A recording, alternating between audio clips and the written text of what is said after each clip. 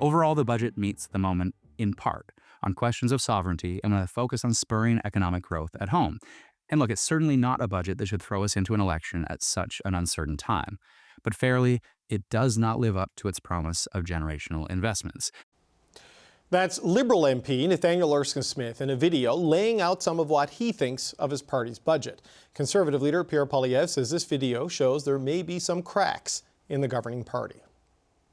I'll quote Nate Erskine-Smith, a Liberal MP who now says that his children should not have to pay for Mark Carney's budget. So when you have a Liberal MP attacking the costly credit card budget that Mr. Carney has put forward, then we see turmoil in the Liberals. Ontario Liberal MP Nathaniel Erskine-Smith joins me now. It's good to see you again, sir. Thanks for being here today. Happy to be here. Mr. Poilievre quoted your video and said your comments on the Liberal budget show there is turmoil inside the caucus. Is that the message you meant to convey in your video?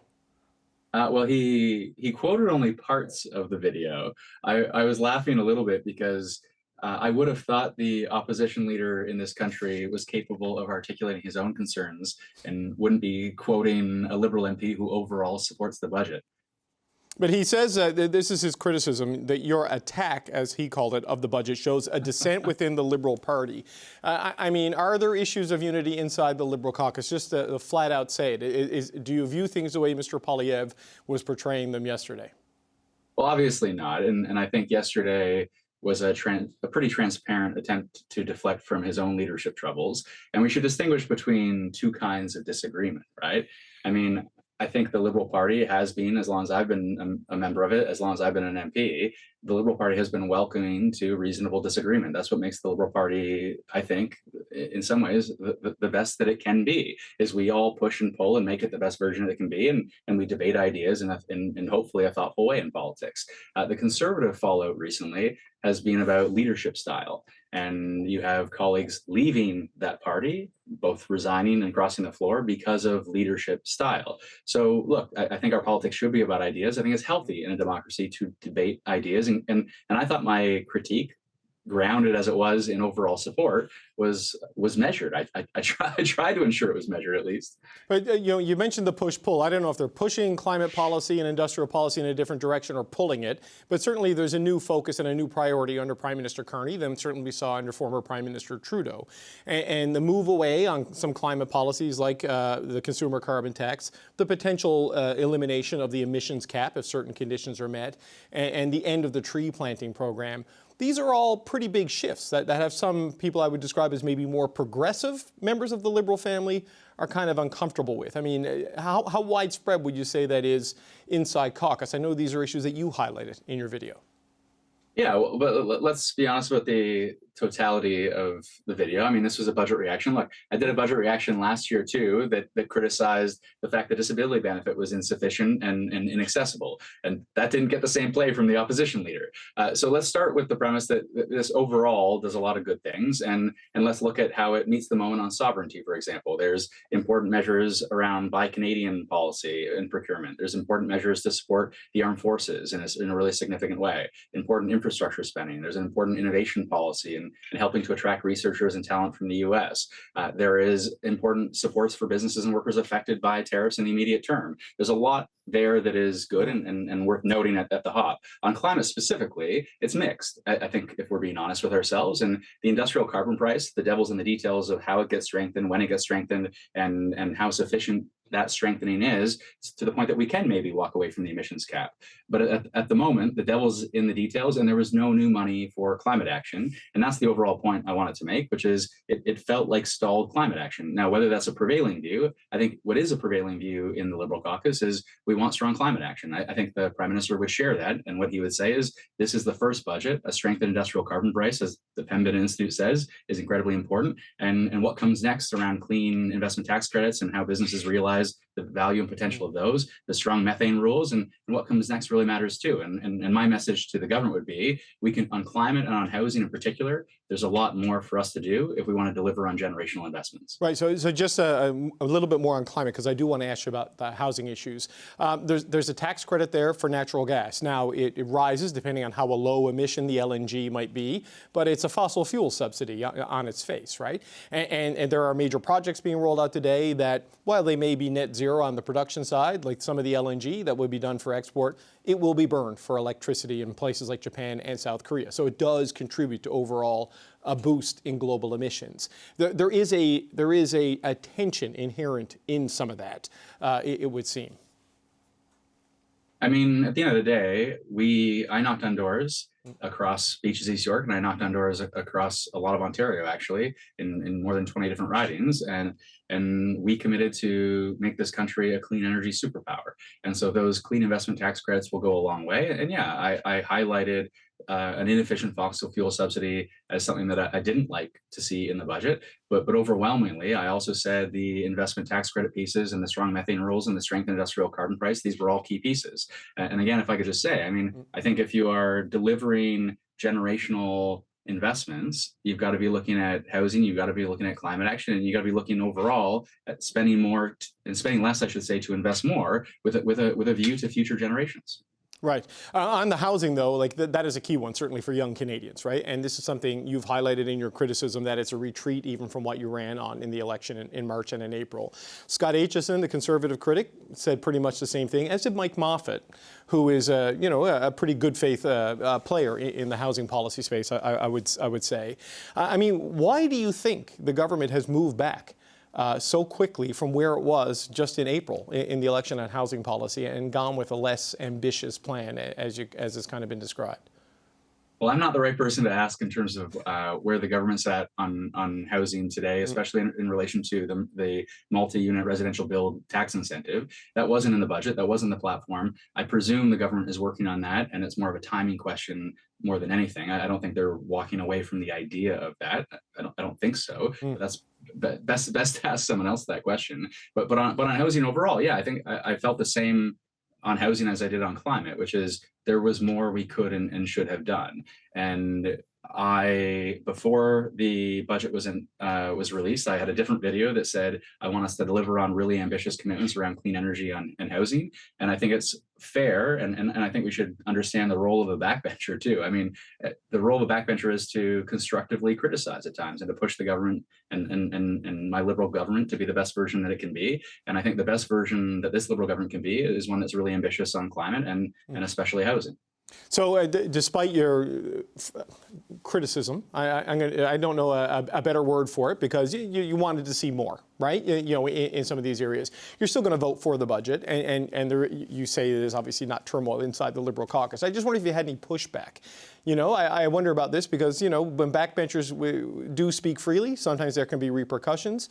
It doesn't sound like it because you're here on the show repeating your concerns from the video. So I'm just wondering if there's been any pushback at all, or has this gone over okay with central management here? Look, this is a first budget. I hope of a number. And at the end of the day, we live in this really uncertain economic time where the most pressing challenge that we face in the immediate term is the challenges we face with the American administration. And I think the budget delivers and meets the moment in part as a consequence of meeting that particular moment. Yeah, of course, there are other things I want to see, and I expect to see those other things in a future economic update and in a future budget. And I'll continue to push this government to be ambitious. And I think that kind of activism within the Liberal Party is welcome. As I say, I mean, as long as I've been a Liberal member, that kind of reasonable disagreement has been welcome. And I think that's one of the best things about our party. And it stands in stark contrast to the Conservative Party and what's on offer. As Pierre Poilievre's asked, are you going to reflect on your leadership? And he says, absolutely not. As the as the political tire fire continues around him. But I do want to say that this is just about Liberal politics, Conservative politics, NDP politics. I mean, in response to that, I mean, you guys showed a bit of selectively edited clip. If you watch the full video on commons.ca, I think there's a more thoughtful overall measured response. But I did get notes back from people seeing the selectively edited clips where they said, oh, you should cross the floor and be a conservative, or you should cross the floor and be a member of the NDP. And I thought, if I'm getting both all at once, I'm probably a pretty good Liberal. Well, look, so far it seems you still are a pretty good Liberal, despite what Mr. Poilievre had to say. Yeah, but just a quick last question. We don't know if this budget is going to pass. I mean, we just don't know what the opposition parties are going to do. So with the deficiencies in some of those areas, would you be comfortable going out and knocking on doors again 6 months after the election if it comes to that on this budget and on the measures on climate and on housing? Do you think you could still sell it despite it not being what you were hoping to see? So look, I don't know what the future holds for me personally, but I will say one judges ideas in an election on their own, and one judges them in relation to what else is on offer. And I don't see in this particular moment anything else on offer that is substantive and serious. Liberal MP Nathaniel Erskine-Smith, we always appreciate the time. Thanks for coming on today, sir. Yeah, thank you. Okay, Andrew, MPs who can clap back, pretty good. Nate Erskine-Smith would be at the top of that list, I think. But what do you make of this? Trying to drag Jonathan Wilkinson, Nathaniel Erskine-Smith into the spotlight as signs of turmoil inside the government caucus. Yeah, I mean, it speaks a little bit to the two styles of the two different leaders, right? In a bit of the constitution of these two parties. Poilievre is very much about command and control, and you can tell that. I mean, if we go back to the previous conversation, it's not that Conservatives can't do policy. They actually had an excellent set of policy alternatives built into their 2023 policy book. By the time it came to the 2025 election, though, that was all gone. Replaced instead by, a leader-focused, anger-centric kind of movement approach, as opposed to one that was actually taking a look at what Adam Chambers and Rick Perkins and Matt Genero and others had put together into that platform. It's a shame to have jettisoned that. Liberals, on the other hand, I don't know, in terms of their style, they're like grabbing Jell-O, these guys. I mean, it's like, Canadians love Jell-O, obviously. They keep grabbing for it. But I mean, these guys are all over the place. It's really hard to get a hold of what they are. Are they left? Are they right? Pragmatic. But they seem, well, sometimes. I mean, this is what I think drives. Sure, sometimes. I mean, we can keep going on this. I mean, sure, Shachi's got some views on it too. But I mean, this is the thing with the Liberal Party is that they are casting themselves as a big tent where you can have different views. Yes, there's a climate caucus, but there's also a development caucus. There's also an oil and gas group within that. I mean, this is the strength of big tent parties, and that's, I think, what the fundamental difference is coming down to. And that's something that obviously Mark Carney is going to want to be able to portray and to deliver into the next election. Yeah, I was just going to say, look, the whole focus, the reason Pierre Poilievre focused on Nate Erskine-Smith and Jonathan Wilkinson and everybody was to reinforce to his own troops who support him quite vigorously that he's still the guy that's got the fight. Mm-hmm. Like, he's still the person, as he said in his own speech yesterday, and I thought Lisa Raitt described it well to you yesterday, this is about them. For good or for bad, he is going to cast himself always as the person raging against the machine. Even though he's been part of the machine for 20 years, he will rage against it, and he's built a credibility among a large proportion of Conservatives who believe he is their man to fight. So by having CBC run an interview with Nate Erskine-Smith, that will be seen as a victory by Conservatives, even though you're doing it for a different reason, and rightly to provide all sides of the story. It'll see, look how powerful Pierre is. Even when people are against him, he can move the odds. And whether you like that, you don't like that, that is for him an effective tool in maintaining his leadership. Right. Well, Shachi, I mean, we wanted to talk to Nate Erskine-Smith because he has some measured criticism of the budget there. Like Scott Aitchison and Mike Moffat, he thinks they've retreated on their housing promises. They're not ambitious enough on climate. What I find interesting is that he can do that and there is no consequence. I mean, he's out of cabinet, it was a short-lived cabinet career. Yes. But from what he said in this video, there's been no punishment, no pushback, no nothing. He's allowed to do it, and that's it. Well, and this particular member of parliament, Nate Erskine-Smith, is known for being somebody who, from the backbenches, will occasionally offer up some criticism and clearly, both prime ministers, the last one and this one, felt to an extent strong enough to be able to withstand whatever nudge or poke or point. I won't call it a punch, because the key part of that interview that I don't think was in that clip was that he said, "Look, at the end of the day, I'm still going to vote for this budget." Yes. So look at the contrast there. You have an opposition leader that lost one MP to cross the floor, maddening, no doubt for Pierre Poilievre. You've got another one who said, "To hell with all of this, I just quit." And we spent a lot of time last week as a group talking about these factors. And so where Tim talks about, this is a way of flipping the script or communicating internally to his own people. And I think there is an aspect or an element of that, particularly when he then turned, as he often does, on Parliament Hill reporters and said, "Well, I really expect you to run down hallways and cover this as relentlessly as you cover us." I'm paraphrasing. I think that also, though, shows just the level of frustration. This is somebody who, yes, sometimes cannot help himself in terms of that more negative tone in the way he communicates, but it's also someone who's really, I think, very frustrated, and that is dripping off of almost every word he utters. You can really feel that. But who wouldn't be frustrated if you've lost an election, you've lost 2 MPs, and by the way, your disapproval numbers are almost twice as much of what Mark Carney's are right now. Mark Carney's approval levels are at about 50%. He'll bank that for now. He'll take that.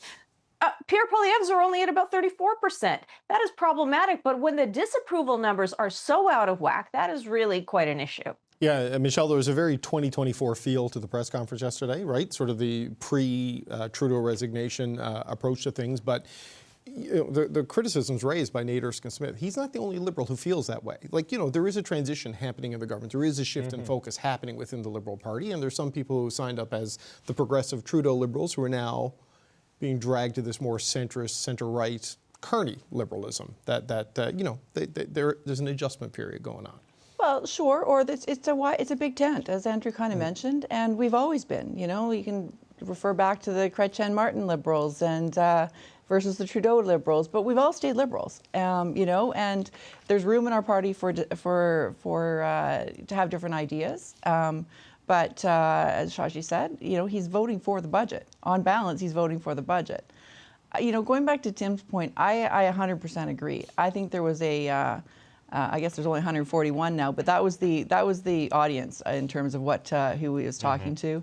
And I think it was less about I can show the Liberals, but it's like, listen, bad things can happen in other caucuses too, right? And just trying to get a little bit of a groove back instead of taking probably the more important lesson that he could have taken from Nate Erskine-Smith and seen a little bit of broadening of his own tent or some broadening of views to be allowed perhaps to be shared with the caucus and with no kind of background. So interesting what he took away. He's on the defense, and I guess he's looking at January, and he wants to keep his job. So it's hard not to poke people when it looks like there's a bit of a faction developing. But in a lot of ways, I think what Poilievre's bringing to light, especially with Nate Erskine-Smith, actually doesn't work to his advantage. It really does play more to the Liberals who are able to say, especially to soft NDP voters, Nate represents a seat that really traditionally has been kind of more NDP, and continues to say, yeah, you may not like everything we've got, but there's always a home for you here. And this is a frustrating thing, I think, for NDP voters, and you can see it tonight in Avi Lewis's push again on the climate side of things in his campaign, where they're trying to get this attention, which is, yeah, but they don't really mean it. And that, I think, is the opportunity, maybe not for the Conservatives, but certainly where the NDP is going to have to step in on these kind of issues and start to say, well, that's nice that they've got a home here, but they're not actually being listened to. Shachi, it seems to me, under Prime Minister Carney, even if you look at the way he's approached environmental policy, the carbon tax is a distraction and an impediment. It's got to go. The emissions cap is a distraction and an impediment. It can go under these conditions. Purity tests don't seem to apply anymore inside the Liberal Party, if that makes sense. There was a period of time under the Trudeau Liberals where you had to believe certain things on certain issues, to be acceptable. But that seems to be gone under the new management. Well, I think the new management at this stage has enough Canadians on side to believe that, that there is an economic crisis underway, and that they're prepared to have Carney come forth as a crisis leader and have people follow him. The big question is how long he can sell that state of crisis to Canadians, so that what you talk about, the purity tests or the whatabouts or the yeah buts, in terms of policy and the rest of it, start to come to fore. Nothing can stay in a state of crisis or urgency forever. Urgency and crisis tends to be the thing that takes away a lot of doubt, clears a lot of hurdles when you're trying to drive an agenda forward. But the question is, he can't keep saying the sky is falling. The longer he keeps saying it, the more normalized it becomes. The more normalized it becomes, people, critics will then say, whether they're from the left or from the right, whether it's on climate issues or on labor issues or other issues, will say, well, hey, what about all of these other issues that we care about? You can't just keep claiming crisis all the time. No, you can't, Michelle, but there are 1,163 days, 17 hours, and 57 minutes left in the Trump presidency. So it is possible that we could be in a state of crisis for at least that long. Well, precisely. And it is a crisis that, we don't know what's going to happen with Kuzma. That would be incredibly and highly disruptive to the entire Canadian economy, probably to our own standard of living, if it was just kind of left unattractive. There's a lot of people who are very worried about their jobs. They see a crisis in their families. And so I think that he is actually, in many ways, very much verbalizing and reflecting what Canadians are actually feeling. Crisis might be a strong and big word, but certainly vulnerability is there. Yeah. Tim, last word to you. Yeah, I was going to say, look, where Pierre Poilievre still has a tremendous opportunities on something he does do very well, and that's focus on the wallet issues, on food prices. Yeah. I mean, while food prices are high, while people are going into Christmas, all of that anxiety he still gives voice to. And the Liberals, for the successes that they've had and or the political good fortune, Mark Carney announcing projects today, as important as it is for the future, doesn't help anybody's wallet tonight. And the Liberals still are very vulnerable on that front, and it still keeps the door open for Pierre Poilievre. No, but you do need, in politics, show a light at the end of the tunnel. I don't know if these projects are a light at the end of the tunnel, but it's indeed. But if you can't afford the light bulb to turn it on, then this that's is a problem. An excellent point. All right, we got to leave it there. I want to thank you all: Shachi Curl, Andrew Thompson, Michelle Cadario, and Tim Powers.